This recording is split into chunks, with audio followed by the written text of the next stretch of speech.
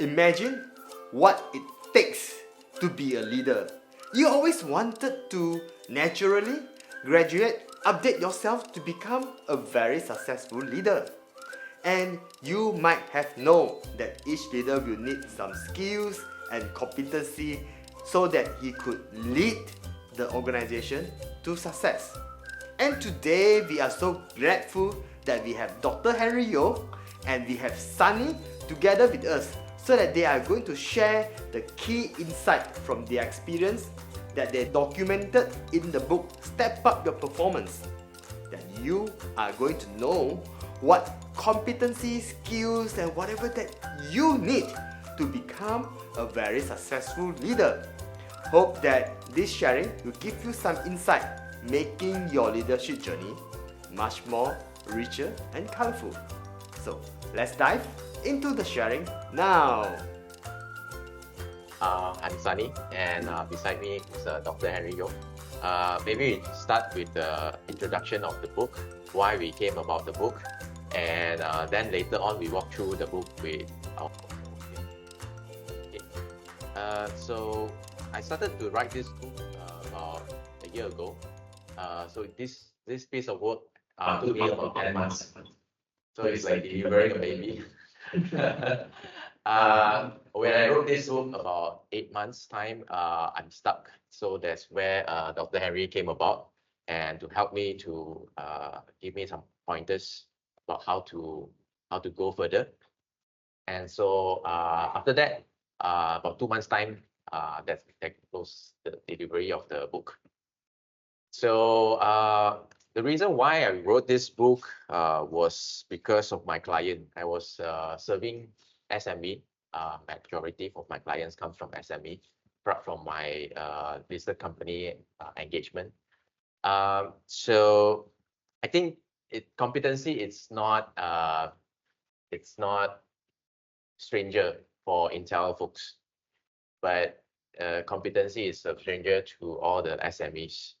So when I started to work do consultancy for SMEs, they have KPIs obviously, but when they have KPIs, they start to have fights in the organization. Reason being, the owners would tell me that I have KPIs, but my seniors are not teaching my juniors. You see, everyone has the KPIs for sales.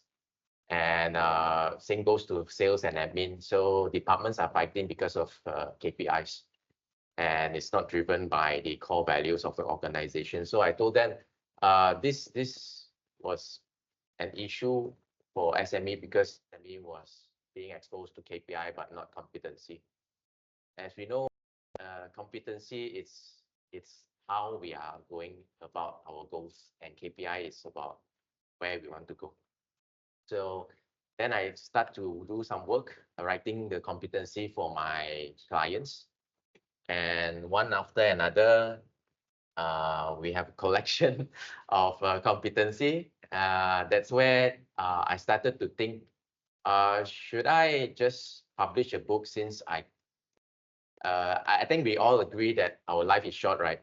So there's so much companies that I can serve, but if I can put all this wisdom and experience into a writing and give it as a blessing, then I think this would be something. So like for many big corporates, if they want to have implementation of competency, they always need a big team. For example, they will have a talent management team or talent development team, right? Just to write the competencies for the organization. So that was my experience back then. Then I was thinking, this is not possible for SMEs. For SMEs, they want things to be quick and fast and cost effective. So so the questions come to my mind is, can we have a competency dictionary for SME without burning their pocket? So that was the initial idea to write the book. And because of that, working with a couple of consultancy clients, then we have a collection of competency. So we have 20 competencies in this book, and the 20 competencies is because of we both agree that it's evergreen. It's evergreen, telling from our experience. Dr. Henry, 40 years, 40 years of experience in the HR industry and working with a lot of big organizations, and that's what we come about. So so these are the 20 competencies that we think they are the top ones and the evergreen ones. And hopefully this will be a reference for all the SMEs if they wanted to implement competencies in their organization. So that's about why we came about this book, and let's go into reading this book together. Okay, so if you see the title, it says step up your performance, and the step is actually in capital. Why is that so? It's because in this book, the 20 competencies are actually categorized according to STEP. This is a framework that we put in as what we understand as a holistic development of competencies. So S actually stands for strategic, T for technical, E for empower, and P for people. So there are 4 categories that we think it's a holistic competency category that will help holistic growth of holistic development of a person. So so at the first few pages, we have testimonials, 17 of them, who are in HR professions or doing very well in their SME as a business owner. We even have Puan Moni, which is a former senior director of this PSNB. She's a HRDF. That gives us a very credibility. uh, Good reference and credibility. yes, I would say a confidence boost. Yeah. Confidence boost in this. In fact, when I was in my 8 months for this book, I was wondering whether this work is worth it. So that got me a bit of doubt, and that's where Dr. Henry came about and said this is something that's good. So in order for us to make sure that this book it's practical for the users in SME, testimonials are very important, and that's why before we launched the book, we sent the book to a few SME owners, business owners, as well as the HR consultants that has been practicing for more than 20 years to see whether this really worth publishing. And once we got that confidence, that helps us to move forward. And especially on the copyright part, on the first few pages, we talk about the copyrights. We actually give away the copyrights of this book on the competency dictionary. So users, for example, they are SME HR practitioners. They can take this competency dictionary and just implement in their organization, and we grant that as a permission in our copyright statement. So yeah, so that's a few pages about the testimonials, and then we go into the table of content, and that's where the book I'm going to share with you. So first of all, we share what is competency. So I think I'll let Dr. Henry share a little bit more on the competency part. Then we go later on the framework and etc. Okay. Right. First of all, thank you, Billy. Thank you, Intel, for having us here this morning to share a little bit about our thoughts behind this particular book. Again, as I was very much inspired by Sunny's kind of vision to collate all his experiences, especially with the SME community, to bring about a higher level of expertise in terms of people development, right? Particularly in the small, medium enterprises. Having been in the corporate for a pretty good long time, right? I often come across how SME business owners actually struggle. Struggle in the sense of they know the value and the success of the business is highly dependent on their people, right? Organizational success, as you can talk to any CEOs, you can talk to any business owners, they will say, my success is attributed to the success of my people. But especially now, we see the current landscape, right? Ever since with the pandemic, with COVID, the business world and probably our personal world as well has been very disrupted, right? So nothing is considered guaranteed, nothing is considered stable, and you need to therefore be prepared for disruption coming into whether it's business, whether it's work, and so on and so forth. So when we recognize this, right, that the only thing that probably sustain you and the business is how competent are you in adapting to your environment, right? So we look at attributes and elements such as agility, adaptability, resilience, your mental health, stamina, and so on and so forth. Not forgetting emotional intelligence as well.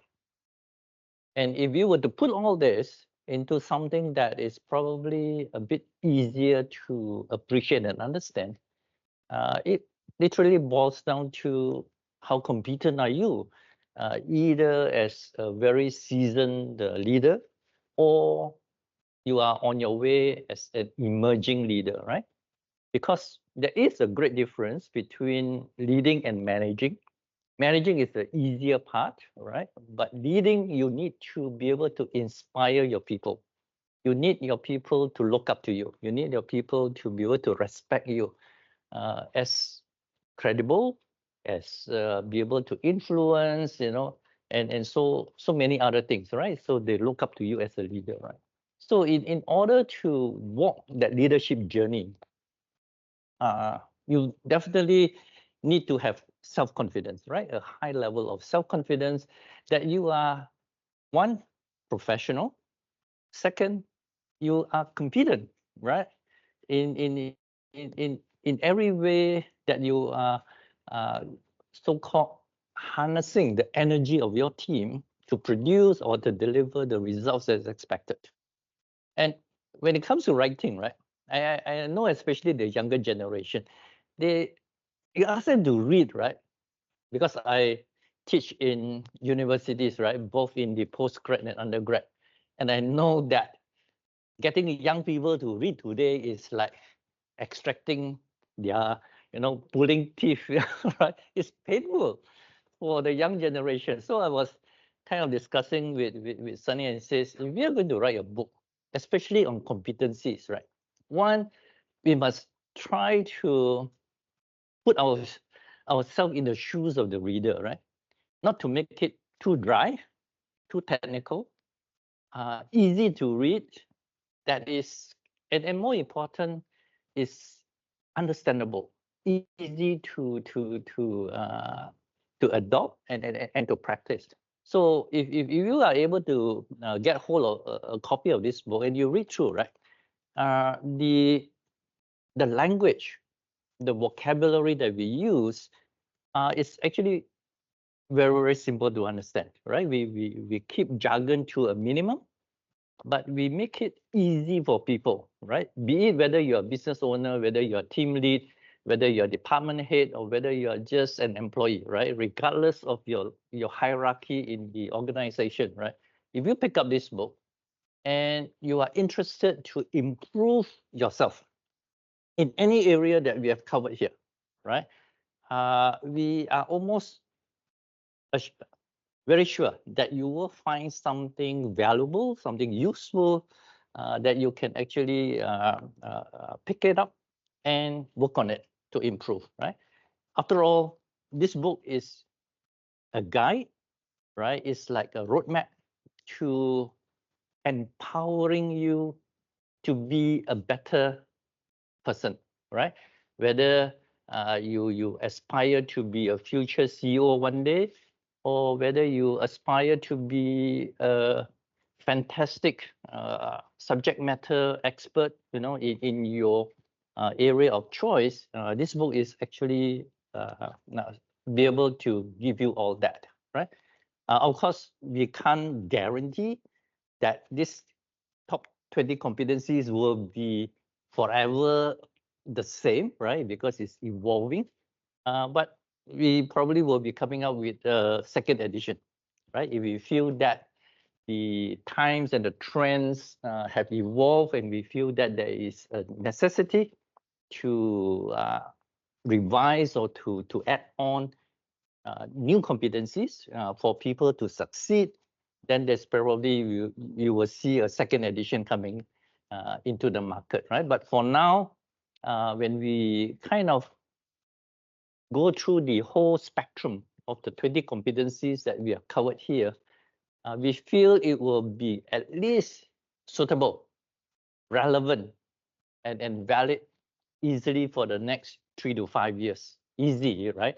Because the competencies covered here is suitable regardless whether you are C-suite or whether you are just a newbie to the corporate world. Okay. Before I hand it back to Sunny, right? Just to share a little bit about how I look at competencies, right? Before I got myself involved in academia, right? In terms of teaching, looking at my recruitment, right? We always struggle that during my time in the corporate, right? We always struggle to hire the right people with the right mindset, with the right attitude. Okay. Before COVID, it was much easier because the talent pool was much more bigger. It was basically an employer's market.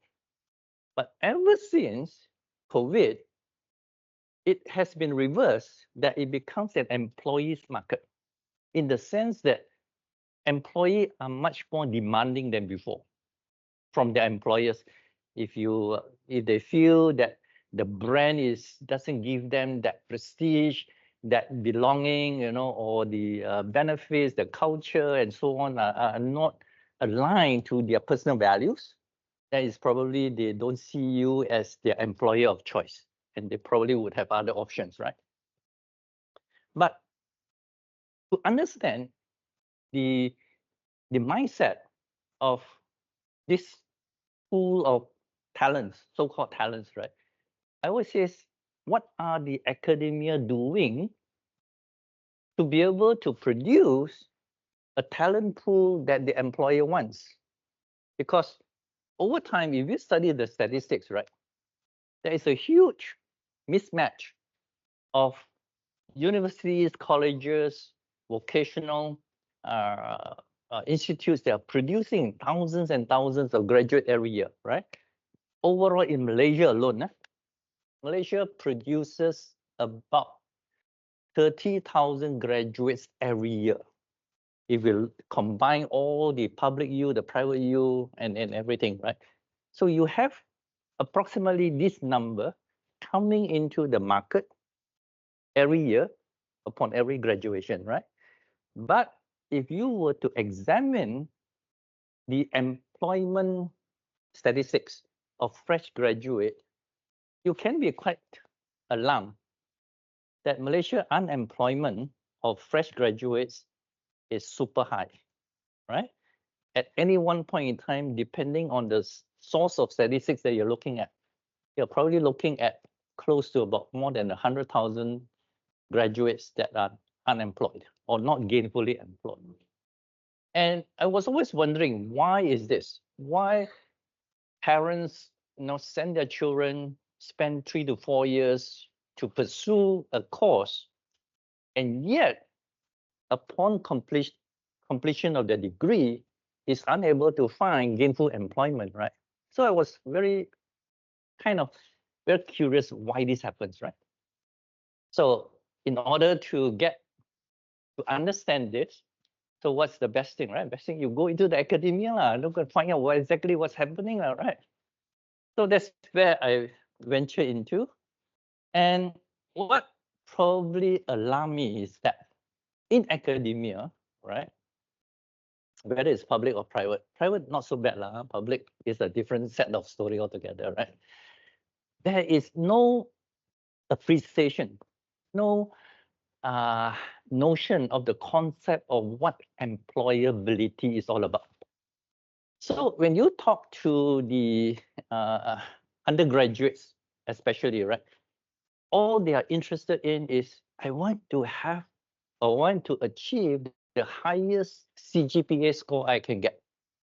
For them, they are so fixated that if I get a 4.0 CGPA, right, it is like almost I'm guaranteed a job. I'm guaranteed a career to join the company that I choose, right?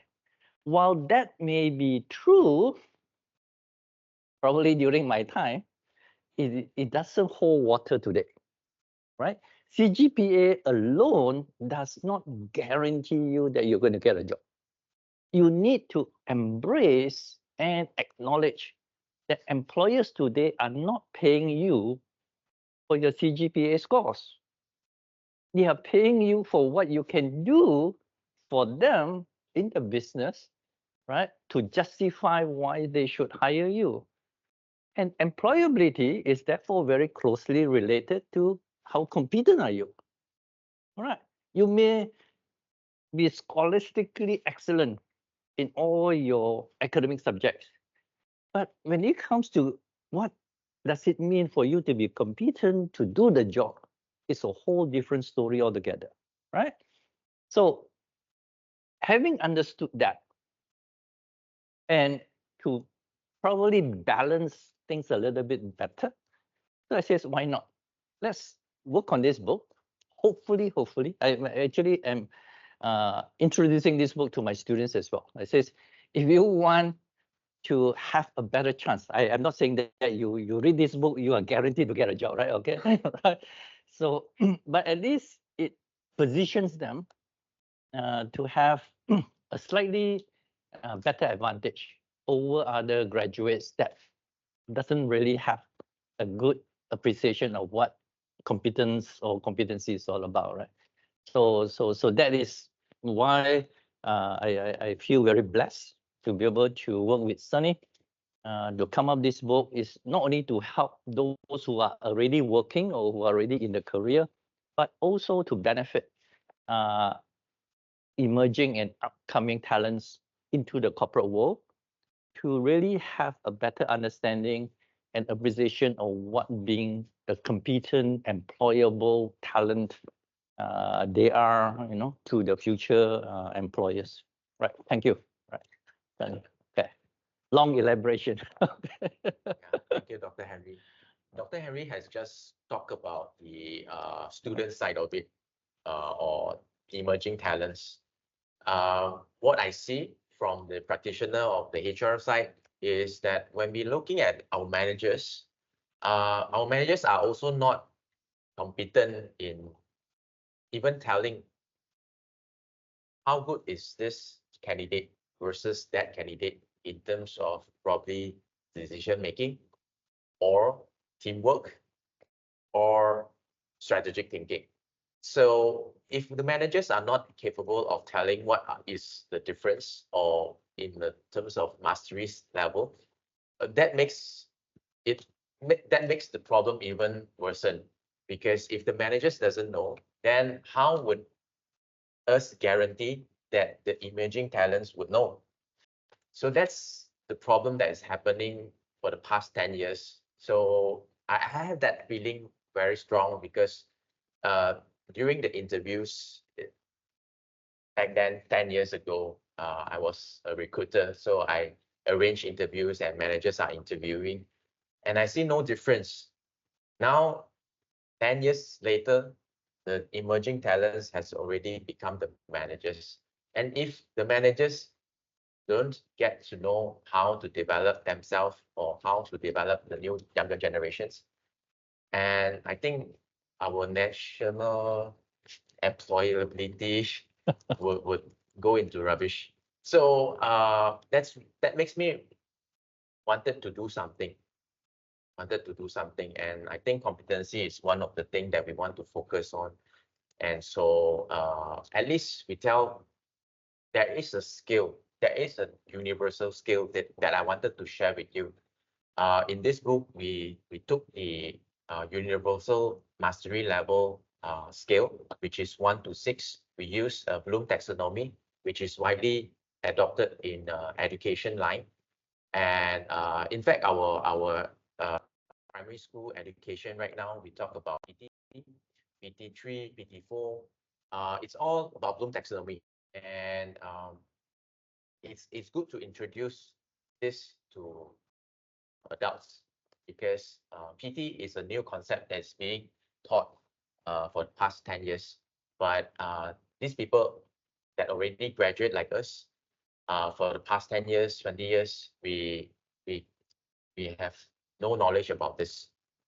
And so that makes it very difficult to understand why the PT system. Because in our age, it's all about how many score you score. Maybe 80, maybe 90, but we don't understand what does 90 and 80 means to all of us. PT is a good system. Bloom taxonomy is a good system, which tells the difference on the scale from 1 to 6. So 1 is the comprehension, understanding of the concept. For example, if we talk about coffee, making coffees, at least at the first stage, I need to know there's this coffee and tea difference. So I need to know what is the tools that is required to use to make a coffee. The second stage, I will be able to tell you the process of making a coffee or selecting different coffee beans. Then the third level is application. I will be able to make coffee at least. So the person will be able to make coffee in 3-in-1, and the person to make coffee in brewing a coffee is different. We all know that, right? So that is application of making coffee. And we go to the fourth level, we're able to analyze whether we make a good coffee. That means good taste, bad taste, no taste, right? So this is a analyzing level. And we go up further, which is to evaluate. Oh, we understand why it tastes good, why it tastes bad, why it tastes sweeter, not sweet. So we are able to evaluate. And finally, we are able to create our own flavor of coffee, which you can see there is a huge difference between 1 to 6, right? First, you understand what is coffee and tea, why they are different. And now at the level 6, you are able to create your own flavor of coffee. That's very vast difference.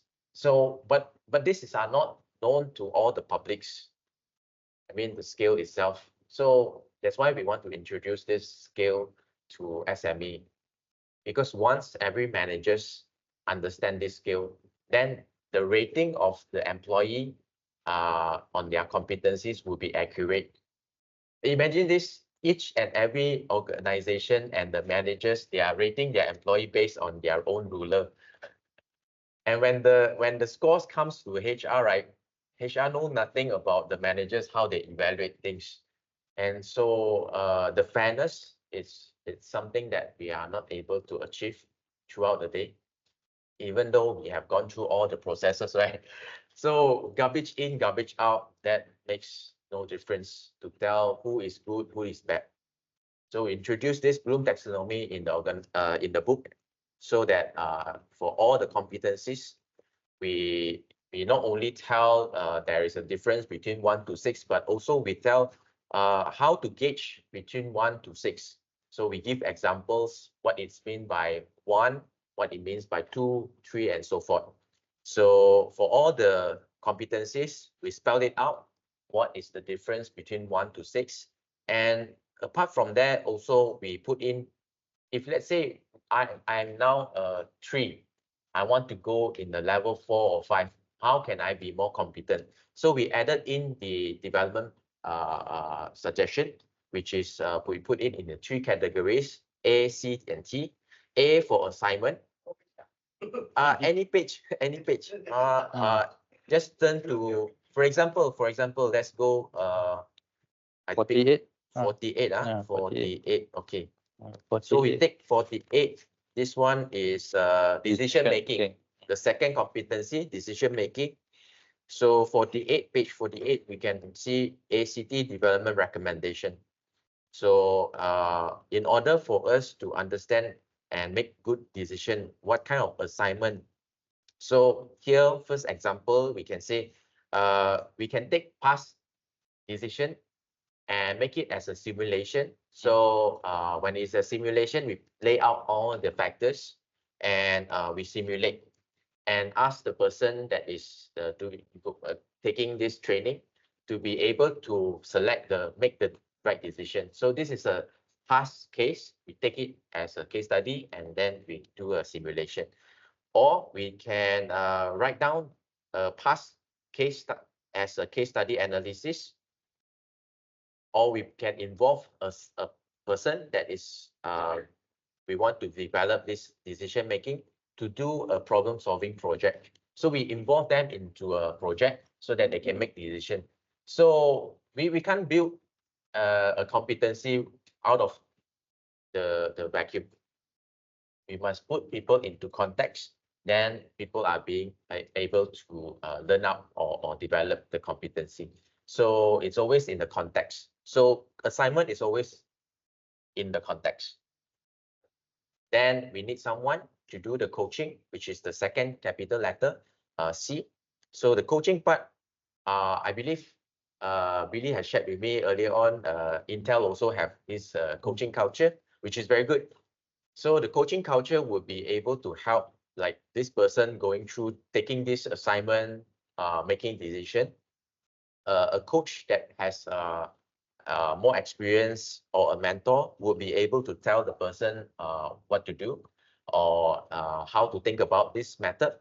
So a mentoring session, a decision review kind of meeting or critical thinking workshop will help on this coaching part. And last but not least, we send people for training. So I believe you have training such as decision making and relevant trainings about decision making. So here we recommend decision training, like decision analysis course, how to make ethical decision making, this kind of training, or how do we resolve conflict. Those are the trainings that we recommend. And apart from that, we also put in some additional consideration for our people, for our readers, how can they groom their decision making through peer feedback? How do we do continuous learning and feedback, getting feedback from their survey and practice mindfulness? So these are the things that we recommend for a decision making. So if you are into decision making, you want to improve this, then just flip through the competency number 2, read the skills where you are, and look for a recommendation and think about your context. How can you implement this? Then you talk to your coach or your managers to help you on the coaching. And probably you need some training, then you can come to the book club to understand a little bit more about decision making. I think, yeah, that's how we use the book. Okay. So, Any questions from the audience so far? No? How about you? Yes. Right.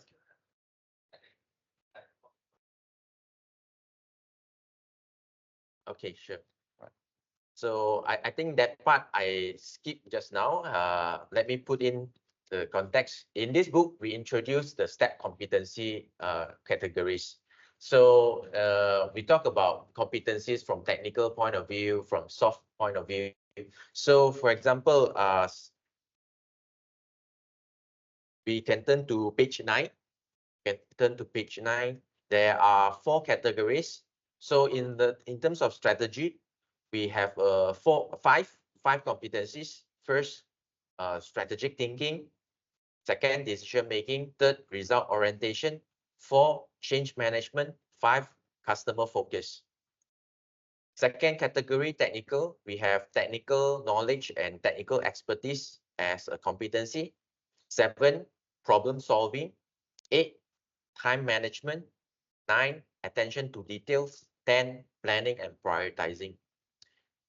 The third category, empowerment. We talk about leadership and management. Number 12, adaptability or flexibility. Number 13, initiative. Number 14, innovation and creativity. And 15, coaching and mentoring. Last category, people. We have communication skill as a competency, interpersonal skills, collaboration, which is teamwork. 19, emotion intelligence. And the last but not least, stakeholder management. So we cover not only soft skills, we also cover the technical that is required. Okay, so can I ask the question again? Later you can question again for the question. So you mentioned about the scale of 1 to 6. That is very good to like for if I'm a manager. Alright, how can I ask? What can I ask? What can I do? I click on, or is it the guy is like frustrating, that kind of thing. How do you gauge your person? There. Okay, so on offline here, we have Lily asking as a manager, what kind of questions we can ask for us to gauge what kind of level our assessee, right? Our assessee or our subordinates are. Dr. Henry, you want to take this question?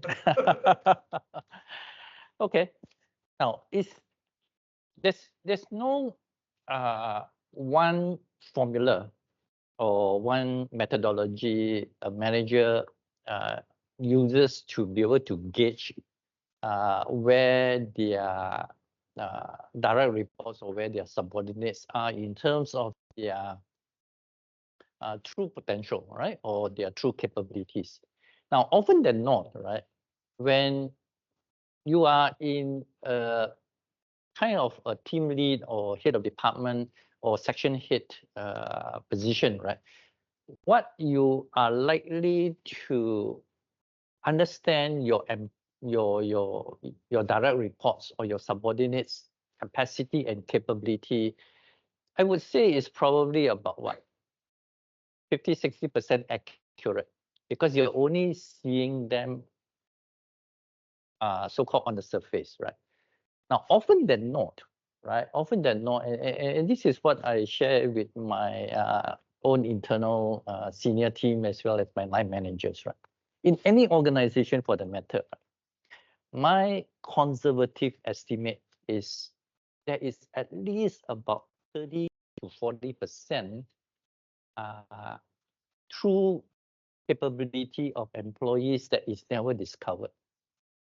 Partly it's because most managers that I know of, right, are already pretty busy and pretty occupied with their own work in terms of what they need to deliver, right? So therefore, to really know what is the true potential of the team members, often than not is overlooked.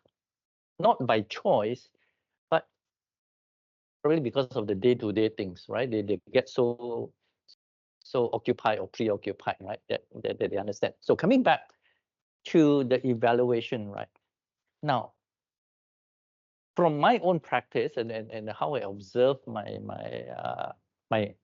line managers as well, is the determination of their subordinates' capability or their, how should I say, the level of competence is often they're not based on their own internal evaluation, own assessment, without really an objective method to assess, are they actually capable of this or not?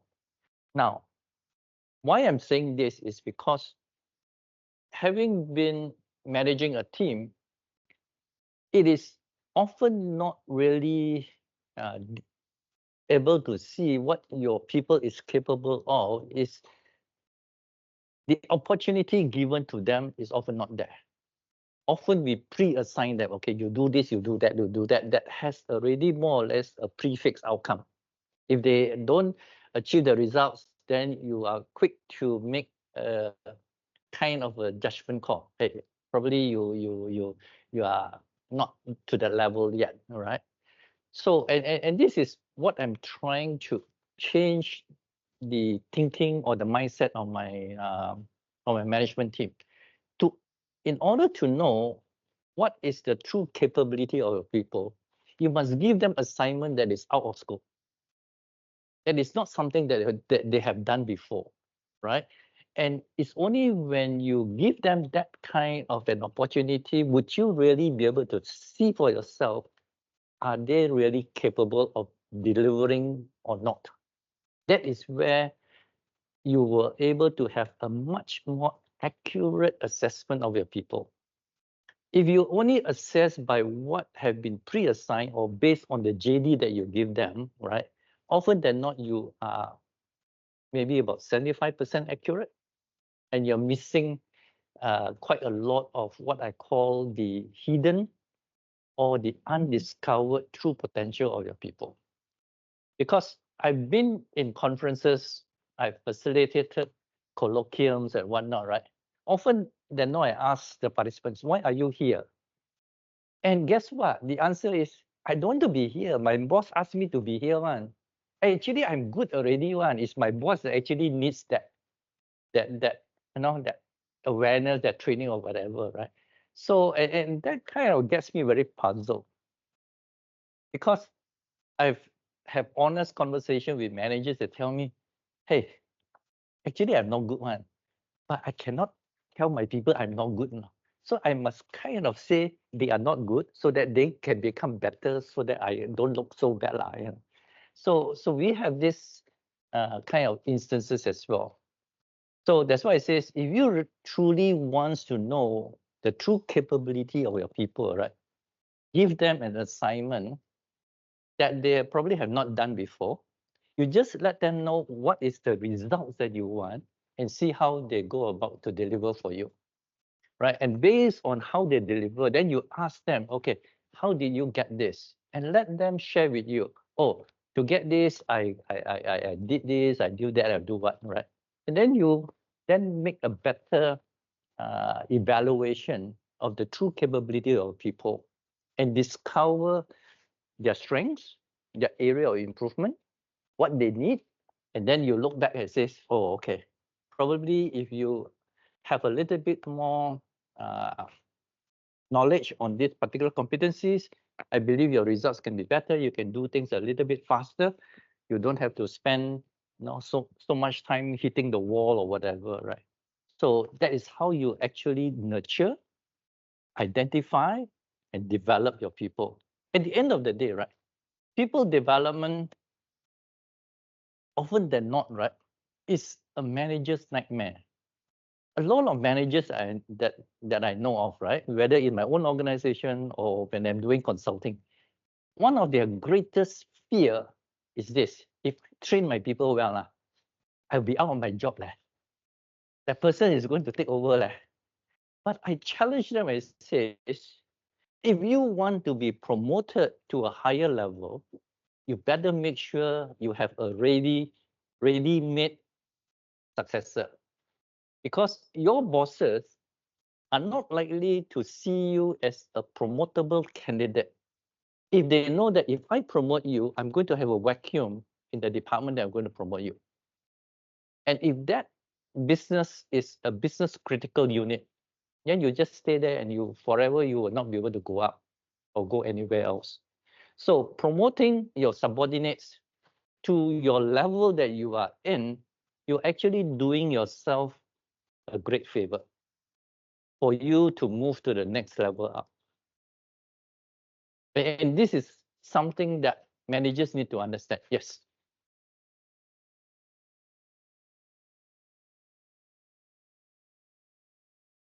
Right. Correct. Same level? Contributor. Okay. True. Okay. You see, here again, right? In order for an employee to advance, right? Regardless of where you are in, one, you first need to understand what is your company appreciation of talent. Okay, that's number one. Do they really recognize, appreciate, reward really high skill, high performance, high potential talents or not? That's number one, right? Now, in Intel, right, and correct me if I'm wrong, I would say Intel values employees who are creative, who are talented, who seize opportunities whenever that is possible. Okay. Now, whether they promote you or they enhance your career, ultimately it depends on how you, how should I say, how you market yourself, how you stand out among a crowd, let's say, of 13,000 employees here. Do the people, not only your immediate managers, you must remember, right? For you to be recognized, your recognition must come beyond your immediate manager. The people whom you work with, right? Your cross-functional peers, your cross-functional colleagues, right? Must also see you as an outstanding talent. That is where you get noticed. That is where you build your visibility, right? And again, talking from an Asian context, right? In my classroom, right? To get my student to ask a question, it's like I have to put a bribe and says, you ask question, you get this, right? The same culture, somehow, the same mindset gets into the work environment as well, right? So often what you notice, the people who talk more, right? Somehow, their career advancement, if you track, the career advancement seems to be faster than you want, no? Even though you know you are better than the person. And you ask yourself, hey, why? Why this person whom I feel not at my level can get ahead of me, right? It's because they somehow get themselves noticed by people, right? And this is where you have to overcome your own fear of being recognized. Now, the flip side of this is this, and again, I'm speaking from experience. If I talk more, my boss give me more job. Agree or not? Right. So I challenge this and says, look, if you were to walk out of Intel one day, let's say, I know a lot of you passive but hypothetically, right? If you were to walk out one day and join your future employer next door, right? All the skills, all the knowledge that you have acquired, right, while you're Intel, goes with you, it's for life, right? So do not be afraid of doing more. I always challenge my student, right? You pay to be educated. Agree? Right? Whether you go to the Ivy League universities or you go to a public U, right? You pay to be educated. But your experience, the employer pay you to acquire, right? Even you want to pay to acquire experience, I don't think you can get, right? So what is stopping you from enhancing yourself, improving yourself? Because experience to me is invaluable. It's actually priceless. You can only acquire that experience when you are in the job. So it's only, to me, it's matter of time, sooner or later. But the strategy is, are you positioning yourself? Are you marketing yourself as a valuable, attractive talent in your organization? If you do this well, I can almost assure you, you are going to be a rising star within Intel. It's how you tell yourself, right? I just remind, yeah. The question is one or the one. The young generation mindset, if you're managing young people, right? 搞了 lah, enough already. I want work-life balance. I always tell my student, work-life balance until today, lah. I know Intel, probably you have different mindset, lah. Right? To me, work-life balance is, well, for a large part of my life is a kind of a myth, lah. Nice to know, lah. But in reality, the higher you go, you can really say work-life balance is how I manage my bosses, lah. If I manage my boss, okay, he's okay with the kind of routine, then you get your work-life balance, lah. But if you have a boss that is very, very particular, you know, I want this one, then work-life balance is how you want to go and negotiate. Unless you are a very, very good negotiator, then you negotiate your work-life balance. I call this work-life integration. How you integrate your daily work, what you need to produce, what you need to deliver, right, into your own work schedule. And that is your own work-life balance. To expect employers in general to recognize work-life balance is very, very difficult, right? So here is between reality and how you adapt to that reality, right? So hope I understand your question, Billy. Okay, and your question as well, right? Right. Sure.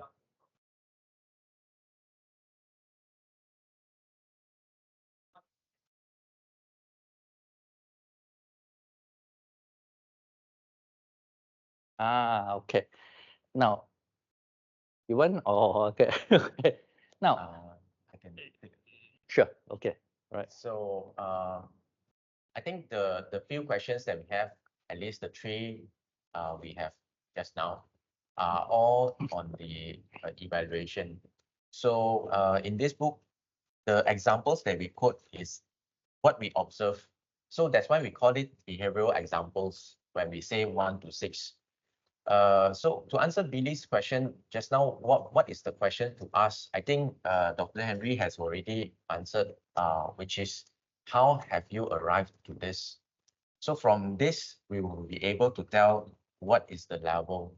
But to me, asking this question is not enough. Managers has always, I think Dr. Henry just now mentioned a couple of times, repeated, the keyword is observe. As managers, we want to observe how our people produce the output. So when your observation is good enough, then you will be able to tell what is the level. So coming back to the question just now, to me,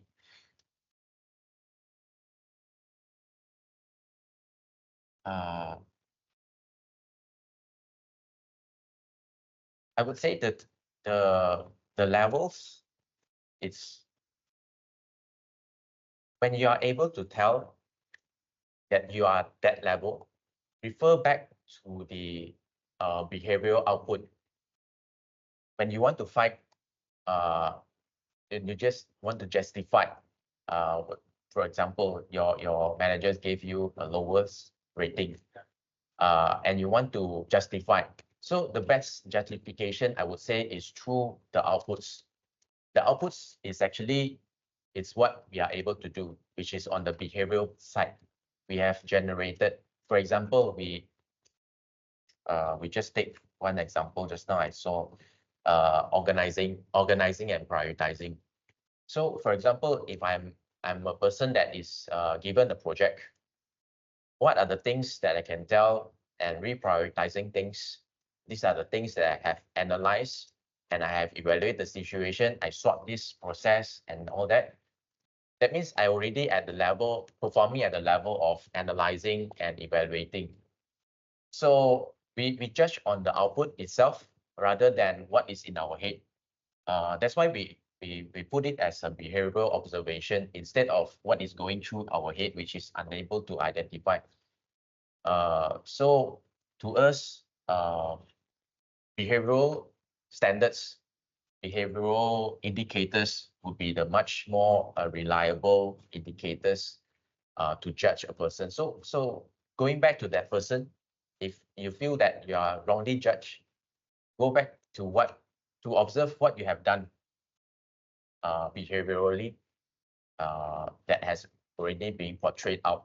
So use that as an indicator to justify your performance instead of arguing what is the standard. That's my take. Oh, Larry. Okay. It's a very, very good question, right? When employees, let's say during the employee review, the expectation, I think I did pretty well this quarter. I should be getting a 5 for everything, right? But when the actual so-called review came, right, was somehow, hey, my boss only gave me a 3 leh. I feel not right leh, right? So here again, right, whenever, whether you are an employee that's under review or whether you are the boss giving that review, right,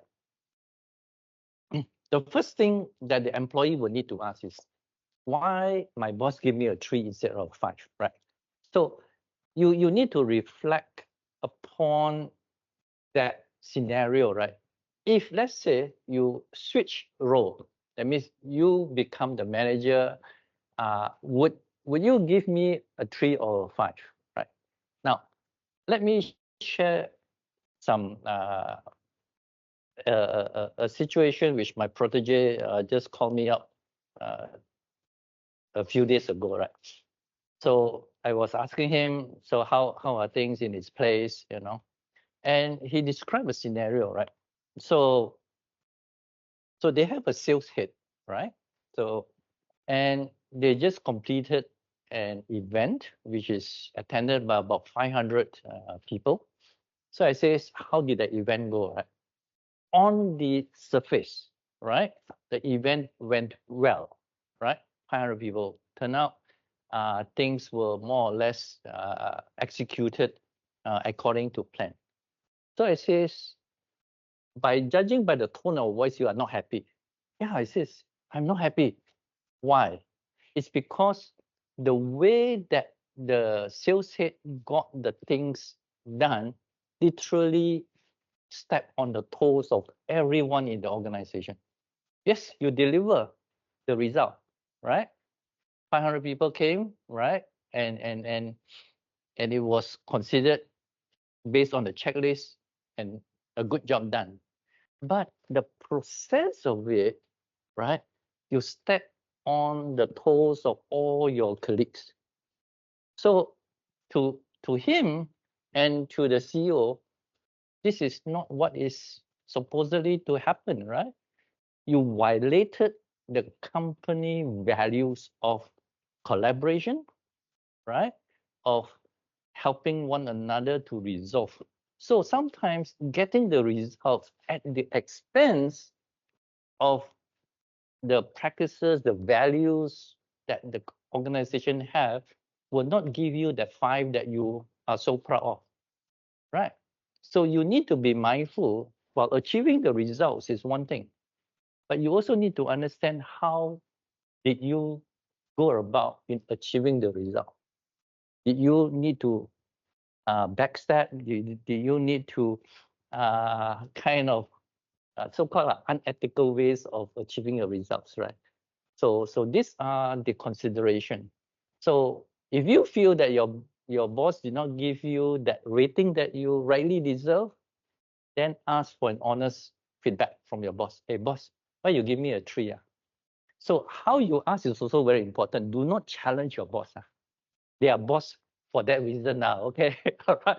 You challenge them, you rub them the wrong way, you're only asking for career suicide, right? So so don't do that. Right? Ask your, hey boss, yeah, can I, get your feedback as to why I feel I deserve a 3 and not something else, right? And the way you ask is to let it be known that it's for your future improvement, so that you will avoid or not repeat the kind of mistakes that your boss probably sees in you, right? And if your boss is really a person that nurtures talent, that values you, I'm sure your boss will be more than happy to tell you, JJ, overall, yeah, okay. But I think this couple of steps are not so well done. Could be done better. People are not too happy with the way that you go about, right? And sometimes bosses, that's why I say don't underestimate bosses. Even though you may not see them, like if you have remote bosses, but trust me, your walls got ears one. They can see what you do, okay? They may be thousands of miles away, but bosses are bosses, right? So be fair to yourself, be fair to your bosses and to the people around you. I'm sure you will do well. Right. Okay. Right. Cool. Yes. Oh, okay. Cool.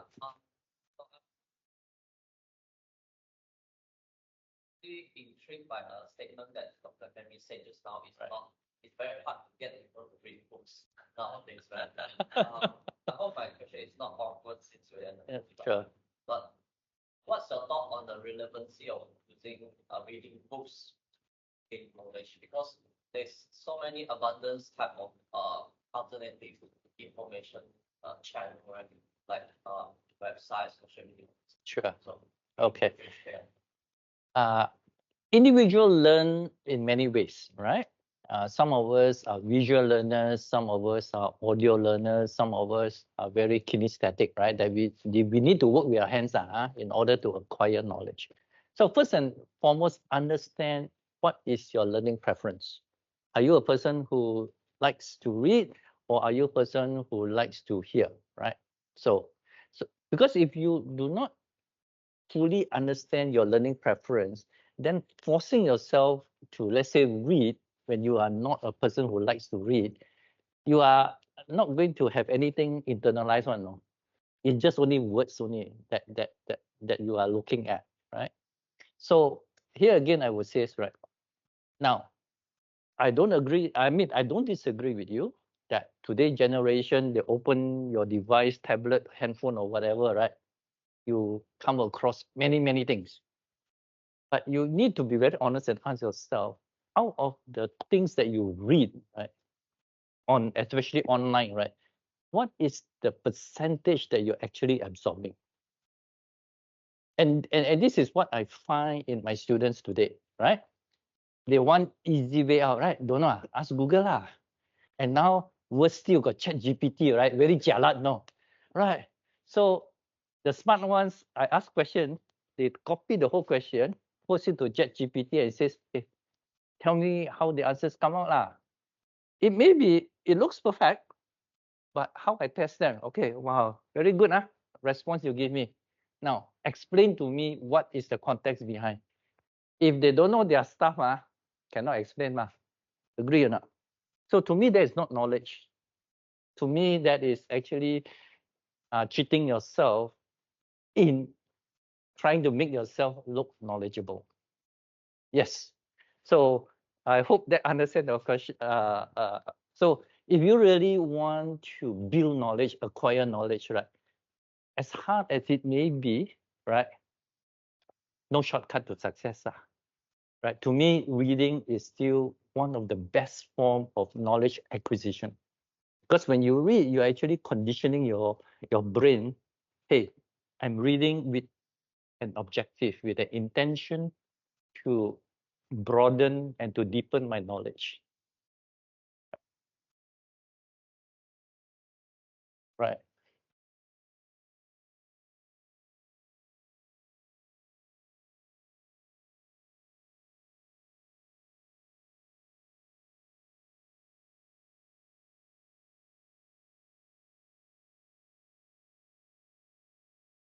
Right.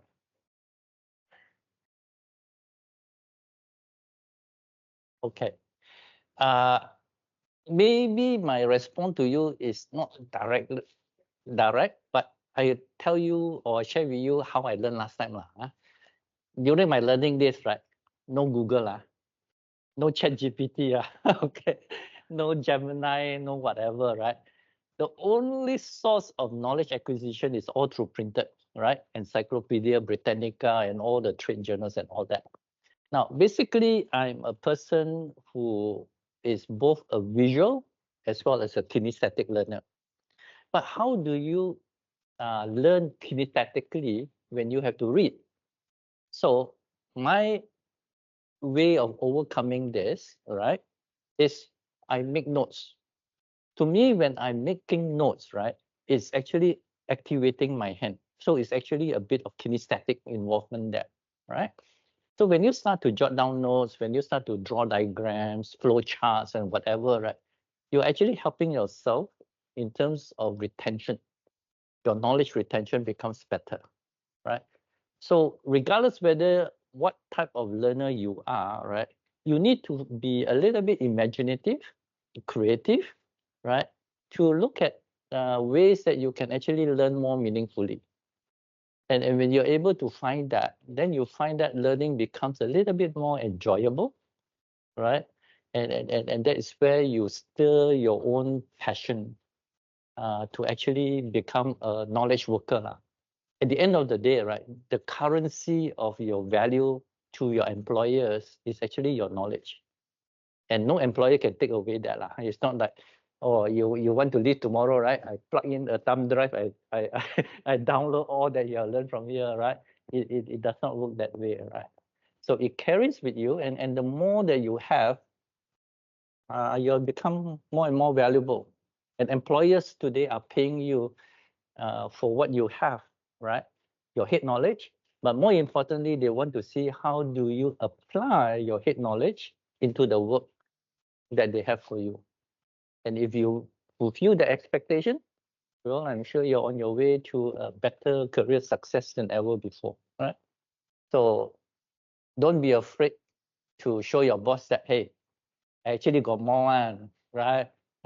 You just need to find your own incentive to actually deliver. Don't always expect boss to kind of dangle the carrot in front of you, because I know today younger generation now, I always ask, hey boss, what's it for me if I do this extra? If your boss is a more open type one, you say, okay lah, you will think of something. But if you have like bosses like mine last time, don't want, okay, there's a door there, right? So that's the kind of philosophy that they have, right? So understand your bosses. That's very important.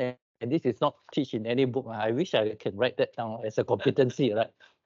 Your career success, the higher you go, right, it's not so much of what you know, because the company already pay you what you know. It's how you manage your bosses. And if you know your bosses well, believe me, success is in your hands, right?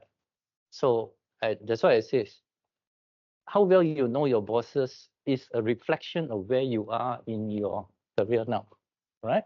So whoever works for Billy, please have more teh tarik session, more coffee session with Billy, right? I'm sure you know what works for him, and that's how you advance yourself, right? Cool. All right. Sure. Right. Any question from you? You're very quiet at the back. Sure.